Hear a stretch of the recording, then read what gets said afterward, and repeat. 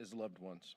Right now, it's more important than ever that we do everything that we can to crush the virus, rebuilding our economy for working people and families that need the support to get back on their feet. This week, we're considering legislation to do just that. The American Rescue Plan, as the chairman mentioned, has the support, the bipartisan support of the American people. It meets the moment and is decisive and should have bipartisan support. The American people deserve relief, and House Democrats are acting on that. And we hope that our Republican colleagues will join us. Mr. Chairman. Thank you, Pete. Questions? So on the 9/11 style commission, Republicans are complaining that Pelosi's proposal was not bipartisan, that it was a 7-4 split on members. Why not just make it equally bipartisan with equal number of Republicans and Democratic appointees? Well, that's a question that I think will need to continue to be discussed. I haven't seen those particular Republican complaints. The Speaker has made it clear, as have other Democrats in both the House and the Senate, that we want to make sure that this is bipartisan in nature in terms of the quality of the people who are part of the commission. They should be impeccably credentialed Americans who are both Republican and Democratic former officials or individuals connected to their affiliation.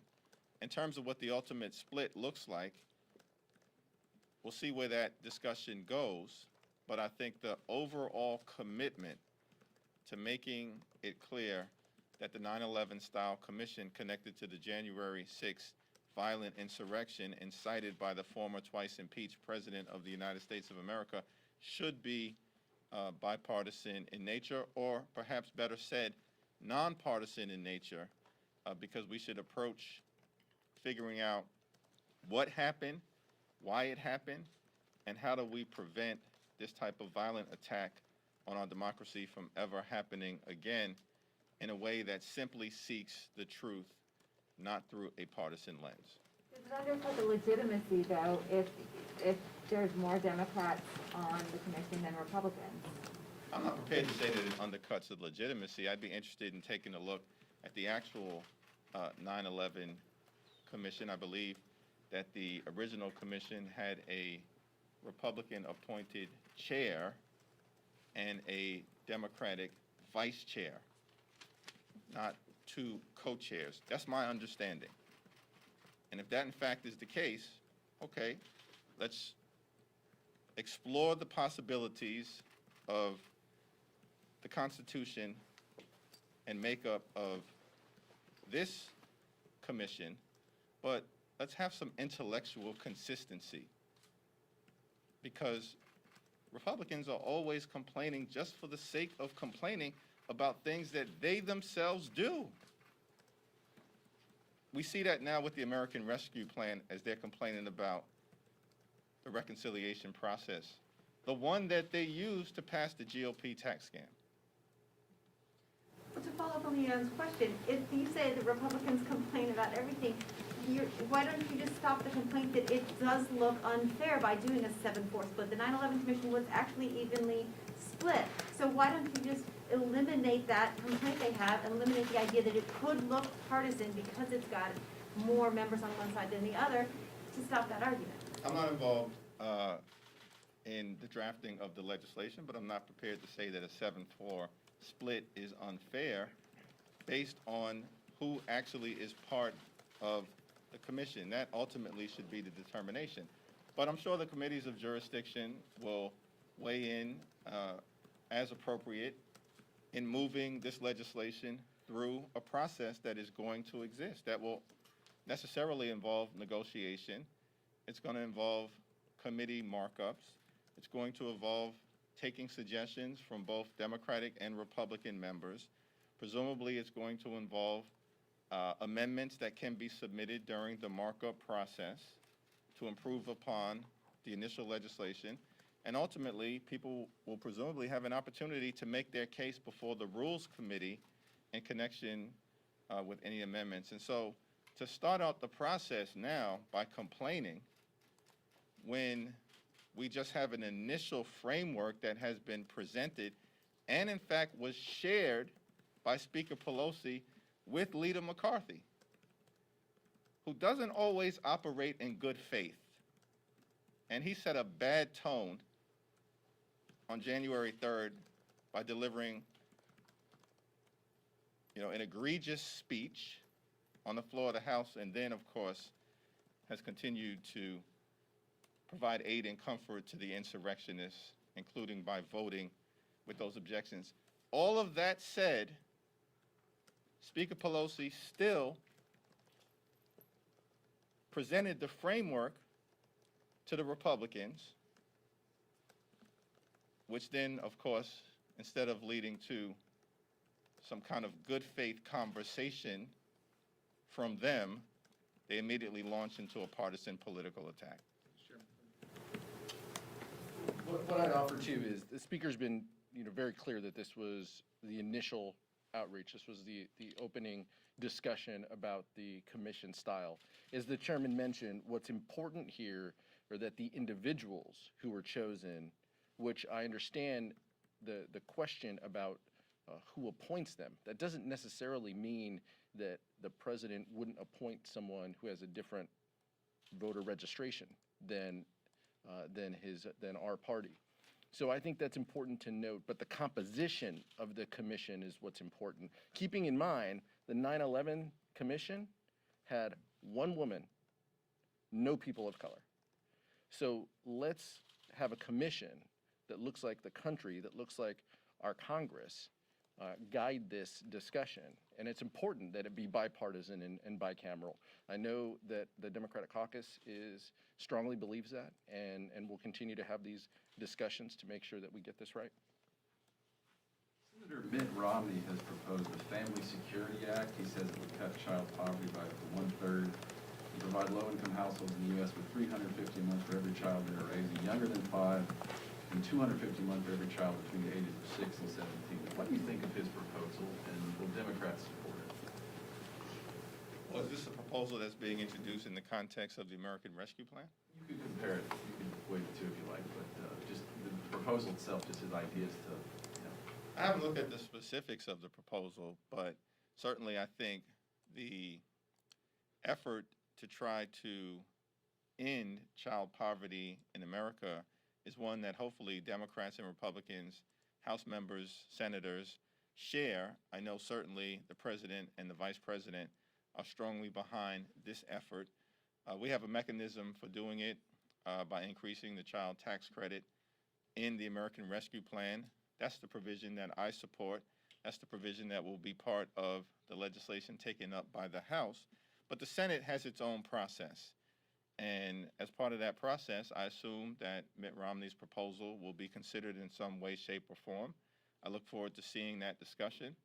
And if it makes it into the final product that the Senate undertakes, then we'll have an opportunity to consider it in the House.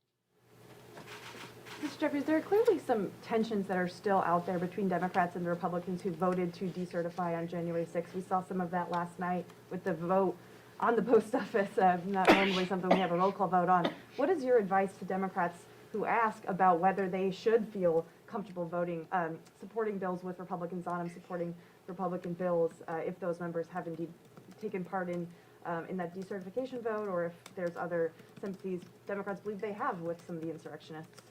Well, the Speaker made a very important observation in the caucus call today, and that is that every single member of the House on the Democratic side, as always, our best advice is in making decisions about how you conduct yourself here in the Congress.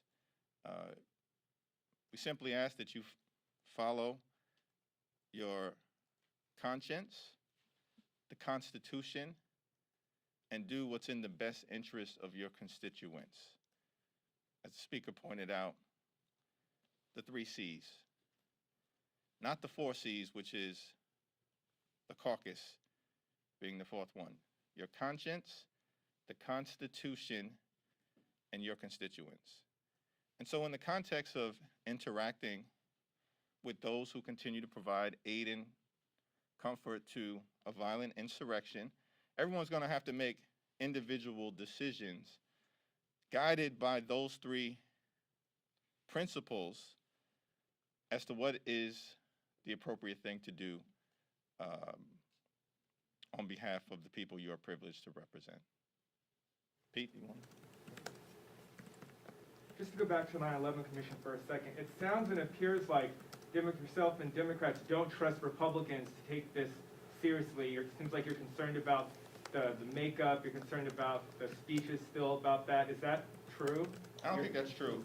Certainly, there are some members of House Republican leadership, some, as well as some members of the House Republican Conference, who have given us no reason to be trustful of them with respect to approaching this in a manner that simply allows for the commission to follow the facts, apply the governing law and the Constitution, and let the truth emerge wherever that falls. But notwithstanding whatever skepticism that some may have, as Vice Chair Aguilar pointed out, the Speaker presented an initial framework to Leader McCarthy to get his take on how we should approach it. This is the beginning of a dialogue that ultimately will turn into a legislative product that goes through an extensive process where Democrats and Republicans will have an opportunity. But the guiding principle remains. This should be done in a bipartisan fashion. That is our intention, and that is, I believe, what will ultimately occur. Go to the left, and then we'll go to the backward. Senator Durbin yesterday kind of made an announcement on the House schedule expecting you guys to pass the Dream Promise Act and the farm-related immigration bill, that's the name of. Do you guys expect to start moving some immigration bills here soon in pieces like that, and would you want to do that before breaking for March? I have great, I have great respect for Senator Durbin, but I think that the Senate Majority Whip is probably not necessarily the one in position to lay out what the House schedule is going to be. On these issues, I'm going to yield to Vice Chair Aguilar because he's been working extensively and has been one of the leaders of the caucus on immigration. Of course, Linda Sanchez as well, and she's doing a tremendous job, but I think we haven't had that conversation. We had an initial presentation from Congresswoman Linda Sanchez during last week's caucus meeting on the immigration bill that she introduced. And, we'll see where it goes from there, but we're at the very early stages of making decisions. Pete. We have, as the chairman mentioned, we have great respect for Senator Durbin and his contributions and his continued work on these issues.